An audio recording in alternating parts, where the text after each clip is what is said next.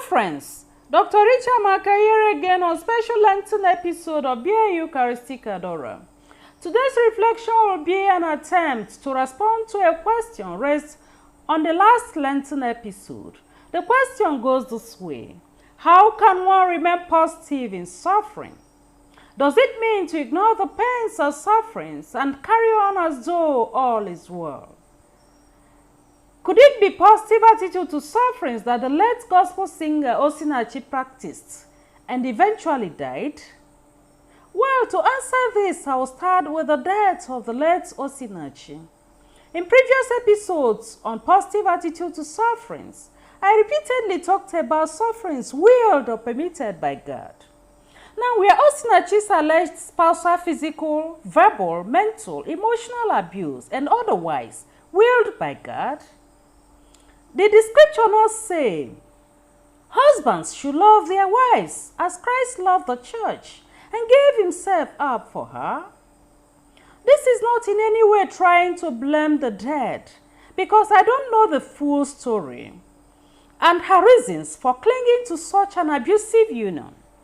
But my point is that it is not God's will that there be abuse in marriage in whatever form.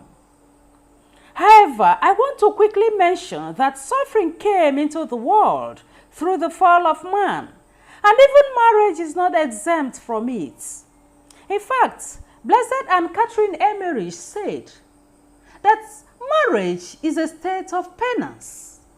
In other words, after the fall of man, marriage became a state of penance. Again, I am not in any way trying to say that suffering willed by God cannot lead to death. Otherwise, we won't have the martyrs that the church celebrates. But they died for the sake of Christ, not out of timidity or wrong interpretations of the teachings of Christ. Then, on how one can develop positive attitude to sufferings, I want to point out again that the emphasis is on sufferings willed or permitted by God.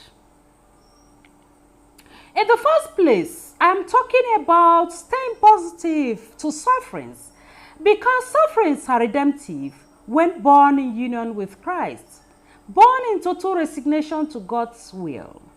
We accept sufferings willed or permitted by God because we know that what we suffer in time has an enormous value in time and in eternity.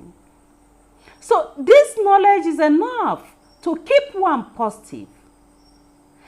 Secondly, bearing suffering out of love for Christ, who desires that we become little redeemers for our neighbors in danger of being lost for all eternity, helps us stay positive.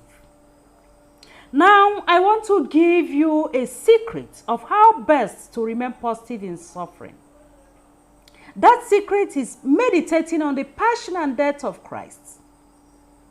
Doing this regularly, particularly when you seem overwhelmed by your suffering, will make that tiny speck of your suffering disappear in the ocean of suffering of Christ. You become overwhelmed by his love instead of your suffering.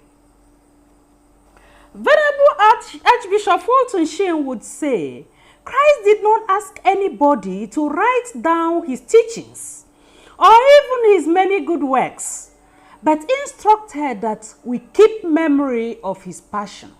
So that is how important it is to keep memory of the passion of Christ. Very importantly, always remember that it is Christ himself who suffers in the suffering soul in continued expiation for the sins of mankind. Never forget this. Finally, frequent the sacraments of confession and Eucharist. Be a regular and true Eucharistic adorer. Recite your rosary daily and hand over yourself to the Blessed Virgin Mary in a total and irrevocable consecration. For in truth, you cannot do this on your own. When you look at what the saints passed through and yet emerged victorious, you cannot but acknowledge that only God can accomplish such marvels in a soul.